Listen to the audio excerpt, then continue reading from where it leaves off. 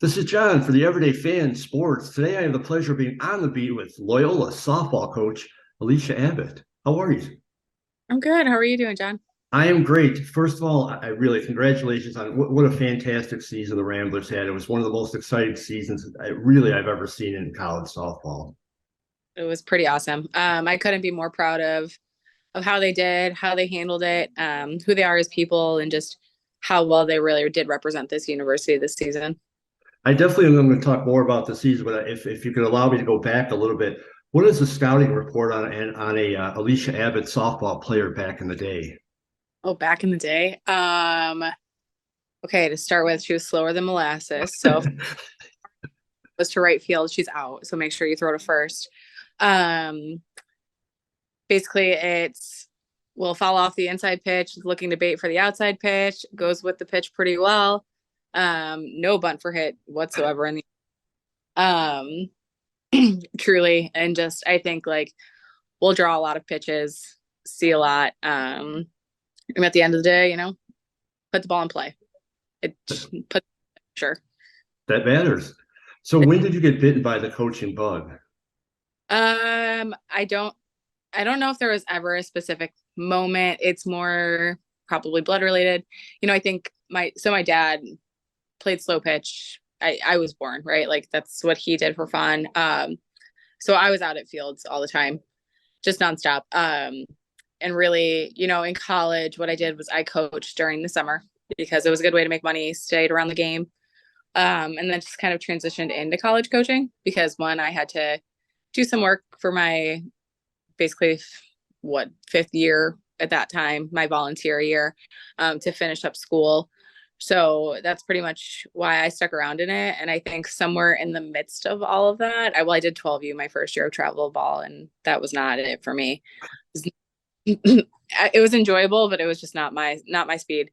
So then I transitioned into 18s the year after that. And I think probably from there forward, I think it was mostly just about like, how can you cultivate really good relationships with people and give people a headspace to be successful in however they define success. Now you came to Loyola. You had a couple of stops, or a few stops, I should say, before Loyola. You came here. You came probably at one of the worst times in mankind society. You came during the pandemic. You had some rough years with that. How were you able to keep the team together and keep everything with the momentum going forward as you're starting to build your new program? I think a lot of it, for what it's worth, is trial and error. And at the end of the day, and I hope our players would say this too, is giving them the space to be who they are, right? Just as people, and not expecting somebody they're not for the most part, right? And trying to meet them somewhere in the middle of where we need them to be and where they actually are.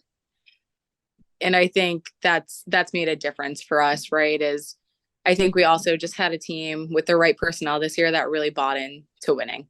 And that was pretty awesome. And I think they showed that in work ethic. They showed that the moment they got here in the fall of they just want to come out and they want to win and they want to do it the right way. Well, you started off with a 4-14 record this year. Tough start, but you're able to keep it together. And then you went on a tremendous win streak.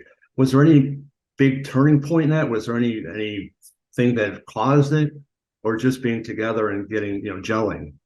No, I think it was just hitting certain strides at the right time, right? I think, coming off of our Murray State weekend was a really tough weekend where I think we were as likely to go 0-4 as we were 4-0.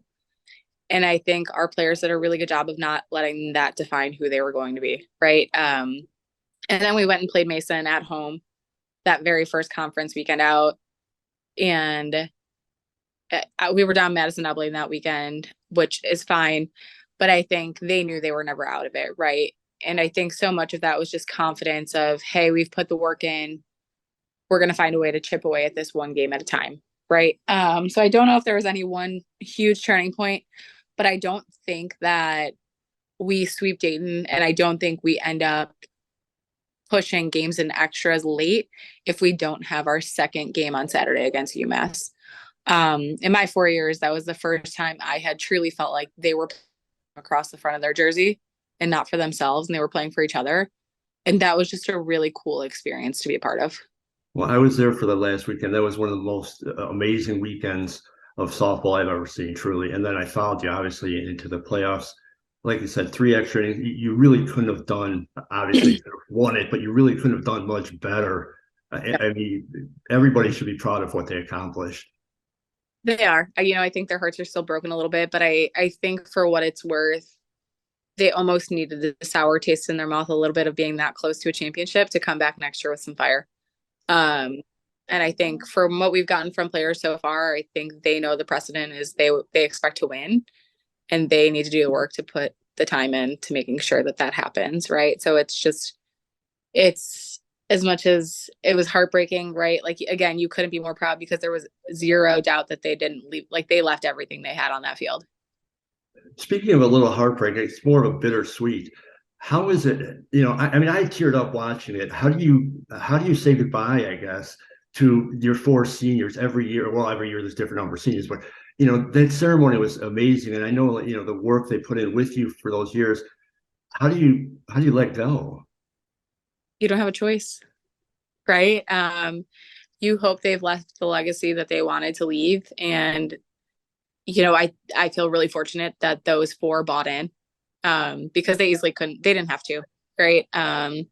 In theory, I only brought in one of those 4, for what it's worth, right? I only brought in Tori Boyson, Nova, and Febs and Yaya were already here. For Yaya, that was her freshman year, my first season, and Febs and Nova just decided to stay for their 5th. But I don't think it's a choice in the matter, right? Like, you've got to figure out how to fill some gaps, which are going to be really, really hard to do, right? And it's kind of just figuring out what they've left for their teammates after they leave, right? And I think they've set the people up under them to see a lot of success as well.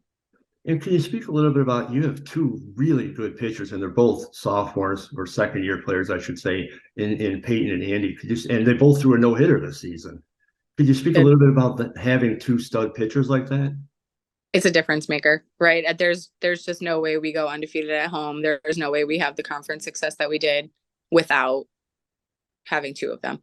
I think they balance each other out really, really well in terms of pitching style. I think they're both fantastic teammates. I think you just couldn't ask for a better staff. And we obviously have the 2 studs, but I don't think our pitching staff this year is complete without Bailey Johnson. Just because she is one of the most selfless people, especially for a pitcher that I have ever met, right? Like, she took on her role and she was okay with it. Like, she's not complacent with it by any means, but I think she understood where she was, and I don't think those 2 see as much success as they do without her. So while it is about them, and that's a huge deal because, wow, did they have an incredible season? I just don't know if I can talk about only 2/3 of our pitching staff without saying, like, it took all 3 parts to really see the success that they did. No, you make an excellent point. Yeah, absolutely. Now, you don't necessarily have to name names, but when you're coaching, do you see any potential coaches in your players? I think one part of the Loyola degree is that most of them won't go on to be coaches, which is okay. I think without a doubt, though, they'll tangentially stay involved in softball. I think 3 out of our 4 seniors who graduate this year will be around softball in some capacity. Out of our junior class, we'll have a couple who will definitely stay in and around the game. And then beyond that, we'll kind of see, right? Like, I think our sophomores are still pretty young, and I think a lot of it for them, for most of our kids, is going to be about, do I coach a little bit of high school? Do I still give lessons? Like, how do I part ways with this big part of my identity? So I think it's just kind of in due time. Like, we'll eventually get a coach in there. I think one of the really cool aspects of the school, though, is that they get to be who they want to be when they leave here. And they get a great degree to do that with. So now in the off season, is there really an off season as a coach? You get a couple weeks in here, right? So if you don't you get a couple of weeks, and then you get a little bit of time, maybe like 2 weeks before school starts, and then a little bit of time over Christmas break, winter break. So imagine me as a young softball player. Of course, they'd be a lot younger and have a lot more talent. How would you, like, what are the selling points for Loyola? I'm going to start with one, a great degree, two, a family environment. And when I say that, I don't just speak about our environment. I speak about the athletic department as a whole. I think we have some administrators who do a great job of taking care of our student athletes. And that starts with our AD and trickles all the way down, right? He knows every single one of them by name. He will stop you in the hallway, say, hey, great game last night. He's involved, he's watching. And I think that trickles down to our entire department. I don't know if there are any coaches here who aren't friends outside of the office, right? Like we're not maybe hanging out all the time, but the second you're at work, I don't ever see people avoiding people, which is incredible. We're all in the same kind of close confines where it gives us a chance to cultivate that experience. If I'm going to speak to our program, I think you're walking into coaches who are going to care about you as a person, not just as a player. And we really do try to make sure that they feel loved, right? And they feel cared for. And I don't know if that's always easy, right, on either party. But I think we try to be pretty deliberate about the type of person we bring into this program and making sure they're the right fit and that they're wanting to be the best teammate for the school and the best teammate for their teammates around them, right? So those are some things that I think are really important and really big reasons why I think we could do something special at this place. And when you want to get away from softball for a few hours, you just take your mind off it. What do you do to get away from everything? I know you've got a little one, so it probably keeps you busy. But what do you like to do? We have two little ones, so we never get away, right? So the work is never.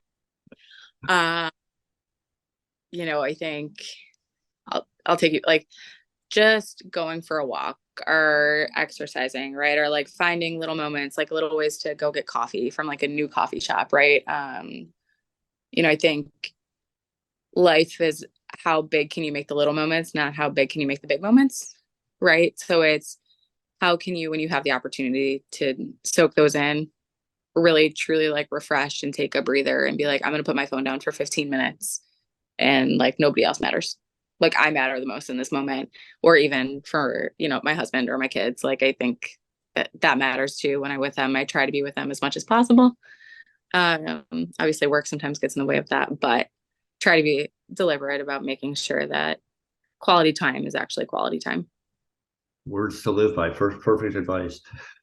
Before I let you go, I just wanted to thank you personally, and really, what you said about Loyola is totally accurate. I didn't go to Loyola. I went to DePaul many, many, many years ago.